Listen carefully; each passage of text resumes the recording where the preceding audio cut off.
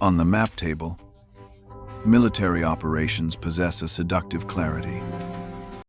Supply lines are drawn as straight vectors. Consumption rates are calculated with mathematical precision. And time is treated as a predictable, linear resource.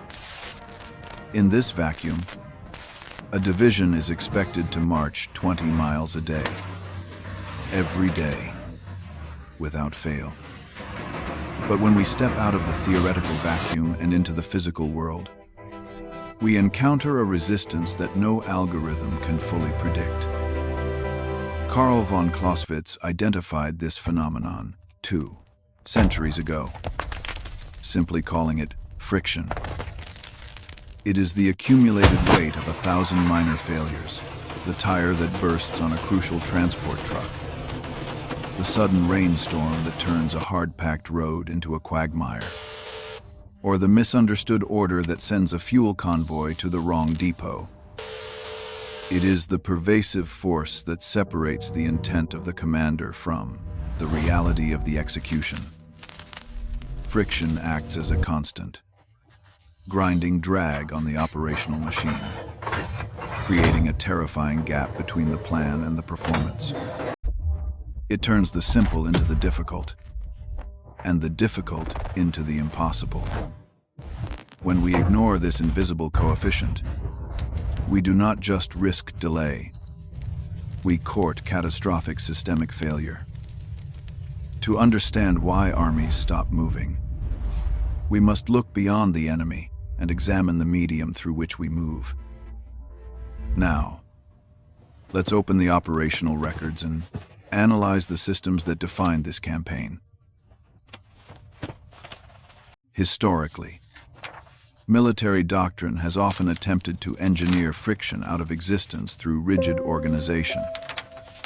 When we study the great logistical plans, from the precise railroad timetables of the First World War to the intricate, just-in-time delivery systems of the modern era, observe a pervasive reliance on deterministic systems.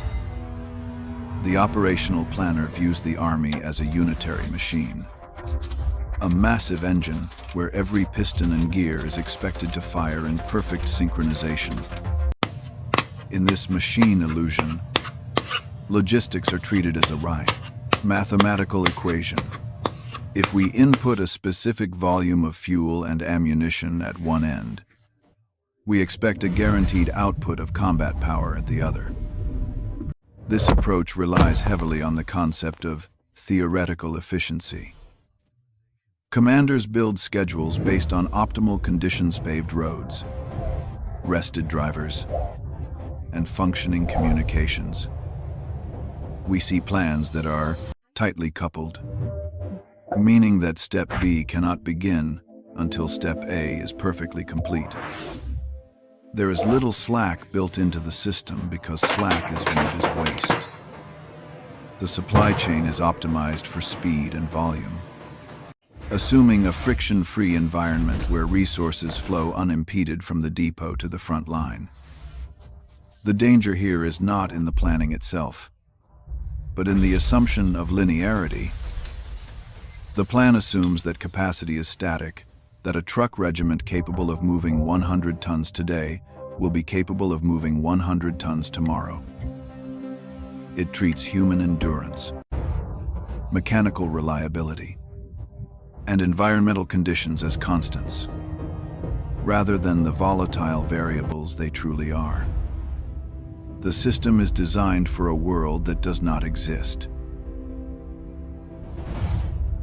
When we begin to disassemble the machinery of war to locate the source of this drag, we isolate 3 distinct vectors of decay that attack the integrity of the supply chain.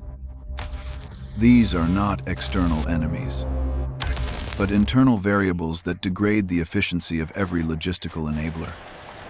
From the simplest transport truck to the most sophisticated satellite network, the first vector is the corruption of information, or what Clausewitz famously termed the fog of war. In a systems analysis, we view this as data latency and signal degradation. A logistical plan relies on accurate consumption data, knowing exactly how much fuel a tank battalion has used and how much it requires for the next operational phase. However, in the chaos of the field, this data loop is rarely closed. Reports are delayed by jammed communications, distorted by panicked operators, or rendered obsolete by the time they reach the rear echelon. We see a phenomenon where the logistical brain, the command center, is making decisions based on the reality of 6 hours ago, not the reality of now. A convoy is dispatched to a coordinate that is no longer secure, or a fuel drop is routed to a unit that has already moved. The system begins to chase a ghost, wasting precious capacity on erroneous coordinates. The second vector is the physical environment, which acts as a literal brake on operational tempo. In the clean environment of a planning room, a supply truck is a standardized unit of capacity. But when we place that truck into the operational theater, the environment dictates its performance. Rain does not just make soldiers miserable. It alters the physics of logistics. A paved road allows a truck to travel at 40 miles per hour with a specific fuel efficiency. A muddy track reduces that speed to 5 miles per hour, while tripling fuel consumption due to the engine strain of navigating high-resistance terrain. Suddenly, the enabler, the truck, becomes a liability. Its range is cut in half, and its maintenance requirements double. The plan's assumption of a steady flow of supplies is shattered by the reality of geography and weather, forcing the logistical tail to consume more of its own payload just to survive the journey. Finally, and perhaps most critically, we must analyze the degradation of the human component. Clausewitz places immense weight on danger and exertion. In a logistics system, human fatigue acts as a cumulative tax on efficiency. We often model supply chains as if they are staffed by automatons. But the drivers, loaders, and quartermasters are biological entities subject to rapid decline. As sleep deprivation sets in, cognitive function slow. A driver reacts seconds too late to a hazard, wrecking a critical payload. A depot commander, exhausted by 72 hours of continuous operations, miscalculates a tonnage requirement, sending ammunition instead of water. Furthermore, the psychological friction of danger, the fear of ambush or air attack, causes hesitation. Convoys move slower. Routes become more circuitous to avoid detection. This psychological weight adds a layer of resistance that no spreadsheet can account for, reducing the throughput of the entire system, even when the machinery itself is functioning perfectly. The true danger of friction, however, is not found in the individual incident, the single flat tire, or the solitary lost transmission. If friction were merely additive, it would be manageable. We could simply add a 20% buffer to our supplies and account for the loss. But when we perform a systems autopsy on a failed campaign, we discover that friction is not additive. It is multiplicative. It triggers a cascading series of system-wide failures, where a minor deviation in one sector acts as a force multiplier for chaos in another. We call this the compounding collapse. To understand this, we must look at the logistical system as a network of interconnected nodes. In a frictionless model, flow is continuous. But introduce a 4-hour delay at a forward supply depot due to the weather vector we identified earlier. In isolation, This seems minor, but in a tightly coupled system. This delay means the returning transport trucks miss their scheduled maintenance window. Because they miss maintenance, the breakdown rate on the next run increases by 15%. Because the breakdown rate increases, the convoy moves slower and delivers less payload. This is where we observe the bullwhip effect. A small oscillation at the handle of the whip, the initial delay, creates a violent, uncontrollable wave at the tip. When the command center realizes the payload was short, they react by surging more resources into the line. They order a push system, flooding the routes with extra convoys to make up the deficit. But the infrastructure roads and the depots a fixed physical capacity. By flooding a degraded route with more traffic, the system inadvertently creates density. Density creates congestion. Suddenly, the road network, already struggling with mud and broken vehicles, becomes a parking lot. We see this in the operational data as node saturation.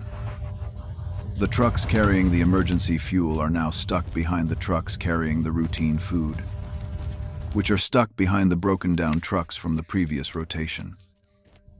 The harder the commander tries to force the system to work, the faster it grinds to a halt. The solution has become the problem. At this critical juncture, we witness the most lethal phase of the autopsy, the divergence of demand versus capacity. In a healthy campaign, capacity, the ability to move goods, stays above demand, the need for goods. But as friction compounds, these lines cross. When we map the data, we see the capacity line plummeting. Vehicles are breaking down. Drivers are exhausted, and roads are blocked. Simultaneously, the demand line spikes vertically. Why? Because the logistical machine itself has become the primary consumer of supplies.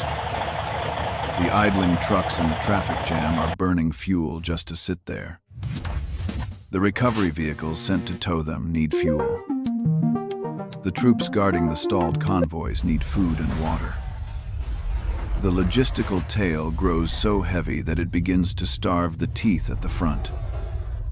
This is the point of systemic paralysis.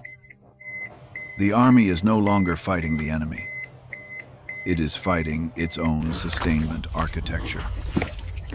We see units stripping parts from functioning vehicles to fix broken WWII, desperate act of cannibalization that signals the end of operational viability. The friction has accumulated to such a degree that the system enters a negative feedback loop. Every action taken to move the machine generates more heat than motion. The army doesn't stop because it was defeated in battle. It stops because the internal friction has exceeded the force of its forward momentum. The engine ceases. The verdict on Clausewitz's friction is definitive. It cannot be eliminated.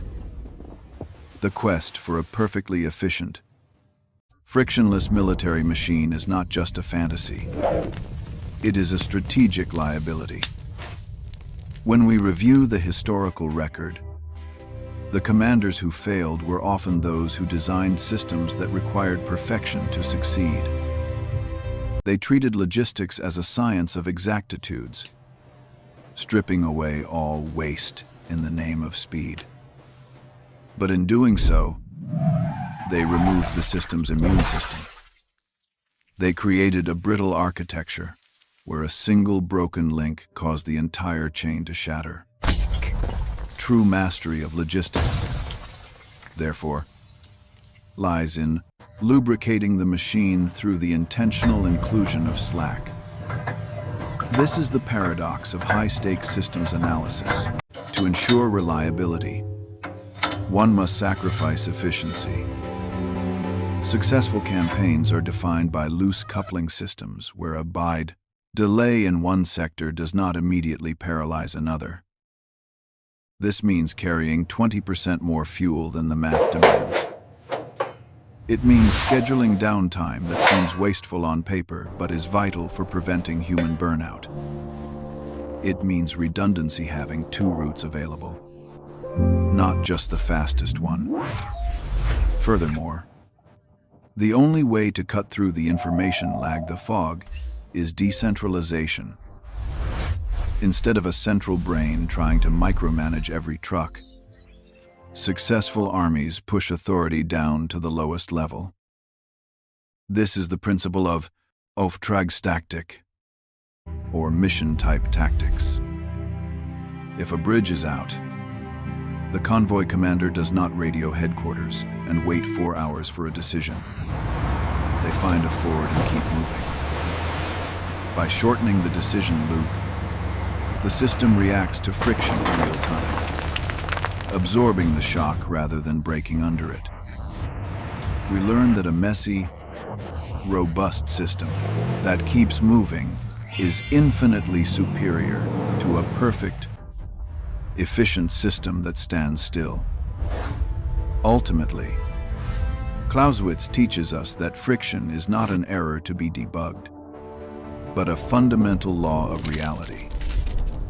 It is the inevitable tax that entropy levies on human ambition. Whether in a military campaign, a corporate supply chain, or our own lives, the systems that survive are not the ones perfectly optimized for the ideal day. They are the ones designed with enough slack, resilience, and forgiveness to endure the worst one.